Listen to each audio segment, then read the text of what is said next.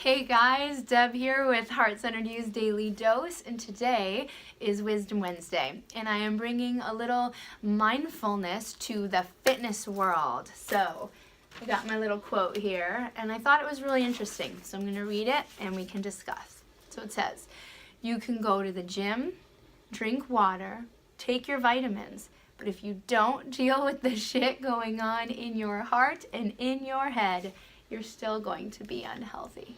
All right, so this is a big one, I think, and I think sometimes it can be hard to talk about, but it's really important that we don't misuse healthy habits as coping mechanisms, as distractions from really honestly looking within to deal with some of the stuff that's going on with us.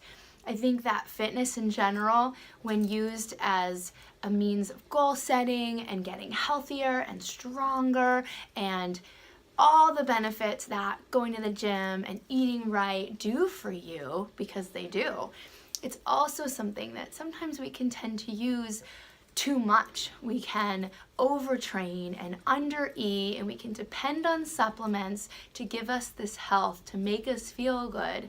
But we're forgetting one big piece of the pie, and that is our mental fitness, our emotional fitness. Those are so important. And so I wanted to give you guys some ways that you can invest in that as well.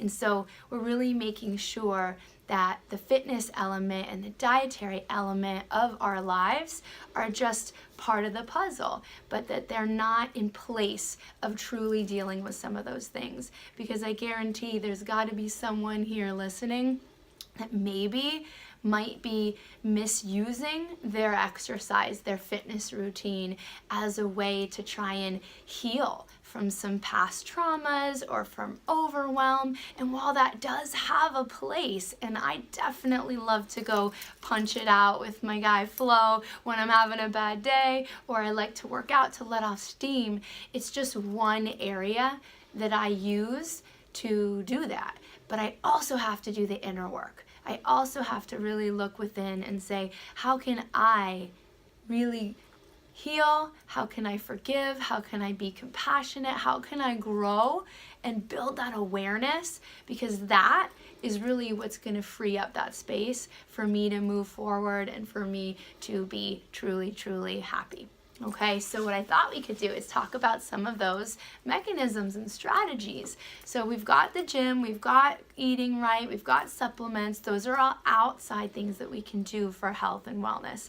But the internal things are things like journaling, things like the trust box that we did a few weeks ago, really finding ways to get in touch with those triggers, that frustration, fear, negativity, and get them out of our body, mind, and heart and onto paper. Really redirect it in a very safe, unthreatening way, because it's just you and the universe and nobody's reading it, nobody's judging you.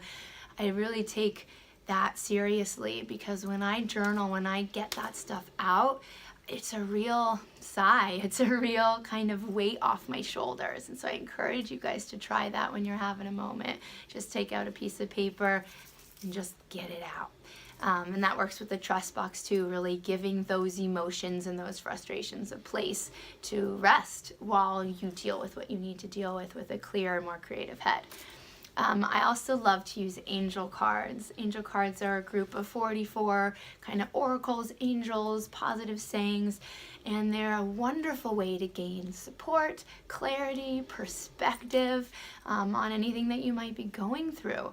I like to use Kyle Gray's angel deck. I've got 2 of them. He's got a new one coming out. But look it up on Amazon. Just look up angel cards, and there are so many to choose from. You can pick a deck that resonates with you. It's a really wonderful tool so that you can utilize a different source of support, but in the privacy of your own home or car or work, wherever you are. Another thing is, and this is kind of bringing it out a little bit, is seeking support, talking to a therapist or a life coach or Maybe more personal, just a really good friend or family member that doesn't judge you, that loves you unconditionally.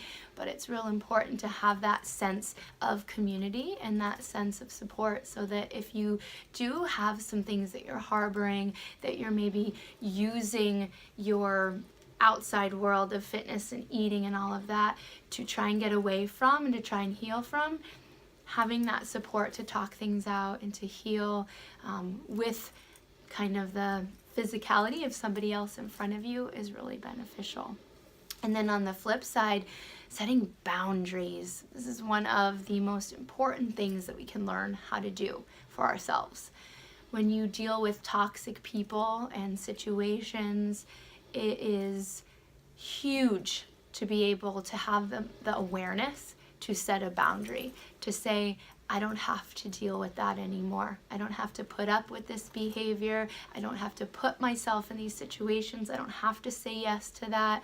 And learning how to say no, how to walk away, how to just really detach yourself from the emotion that people try and pull from you by being unkind and being judgmental or being selfish or narcissistic.